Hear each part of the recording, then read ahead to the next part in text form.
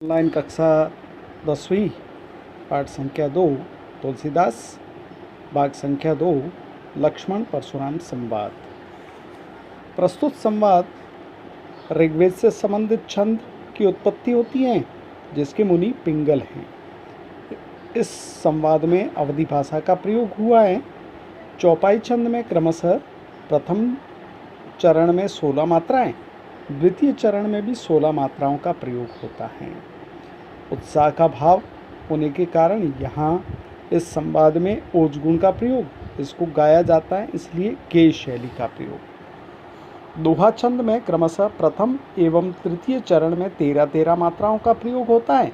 द्वितीय एवं चतुर्थ चरण में 11-11 मात्राओं का प्रयोग होता है, जिसे दोहा छंद कहा जाता है। राम परशुराम से कहते हैं, स्वामी शिव के धनुष को तोड़ने वाला कोई आपका दास होगा, आज्ञा कहिए मुझसे। राम के वचनों को सुनकर परशुराम मुनि क्रोधित होकर बोले। क्रोध करना रौद्र रस का स्थायी भाव क्रोध, इसलिए यहाँ पर रौद्र रस का प्रयोग होता है। परशुराम राम से कहते हैं, सेवक वही है जो सेवा करे, शत्रु के समान कार्य करने वाला लड़ाई करना चाहता है। क्रमशः यहाँ स वर्ण की आवृत्ति एवं क वर्ण की आवृत्ति 2 या 2 से अधिक बार होने के कारण यहाँ पर अनुप्रास अलंकार का प्रयोग होता है। सुनो राम, जिसने शिव के धनुष को तोड़ा, सहस्त्र बाहु के समान वह मेरा शत्रु है। यहाँ सहस्त्र बाहु के समान रिपु की उसे उपमा दी गई, इसलिए यहाँ पर उपमा अलंकार का प्रयोग किया गया है।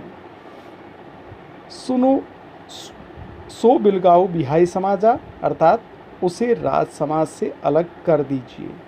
न त मारे जी ही सब राजा, नहीं तो सभी राजा मारे जाएंगे। यहाँ पर परशुराम द्वारा राम को भय दिखाने एवं सभी प्रजाजनों को भय दिखाने का भाव निहित है, इसलिए यहाँ पर भयानक रस होता है।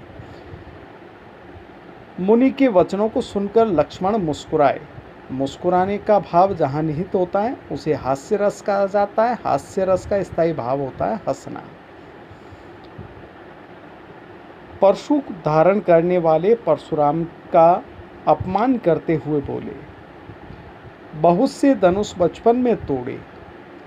यहाँ उदाहरण दिया गया, इसलिए यहाँ पर उदाहरण अलंकार होता है। कभी इस प्रकार की स्वामी ने रीस नहीं की, अर्थात क्रोध नहीं किया। यहाँ पर रौद्र रस का प्रयोग होता है। इस धनुष पर ममता का क्या कारण है? जहाँ भावाभिव्यंजना होती है वहाँ भावनात्मक शैली का प्रयोग किया जाता है। लक्ष्मण के वचनों को सुनकर भृगुकुल की ध्वजा अर्थात परशुराम क्रोधित होकर बोले। क्रोधित होना रौद्रस, साथ ही साथ भृगुकुल केतु शब्द में यहाँ पर उपमा दी गई है परशुराम को, इसलिए यहाँ पर उपमा अलंकार होता है। अरे राजकुमार, मृत्यु के नियंत्रण में होने के कारण बोलते समय तुम जिह्वा संभाल कर नहीं बोलते। धनुष के समान ही त्रिपुरारी के धनुष को समझा, जिसे सारा संसार जानता है।